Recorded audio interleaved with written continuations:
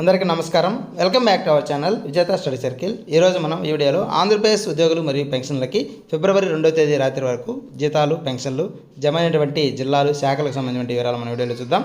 అందుకనే ముందుగా మన ఛానల్లో అందరికీ జీతాలు, పెన్షన్లు జమ అయ్యే వరకు ఎప్పటికప్పుడు 100% ఖచ్చితమైన తాజా సమాచారంతో వీడియో చేయడం జరుగుతుంది. అలాంటి వీడియోస్ కావాలనుకుంటే మన ఛానల్ సబ్స్క్రైబ్ చేసుకొని ఫాలో అవ్వండి. ఈ ఆలస్యం చేయకుండా మన వీడియోకి వెళ్దాం.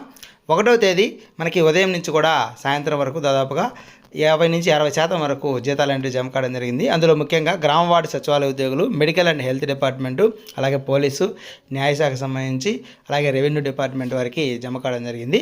అక్కడక్కడ విద్యాశాఖకు సంబంధించి 24వ తేదీ వరకు ఎవరైతే ఎస్టీఓ గారి ద్వారా అప్రూవ్ అయ్యాయో వాళ్ళ బిల్లులు జమ కావడం జరిగింది. ఈ కుబేరికి వెళ్ళాయి, వారికి సాయంత్రం జమ కావడం జరిగింది.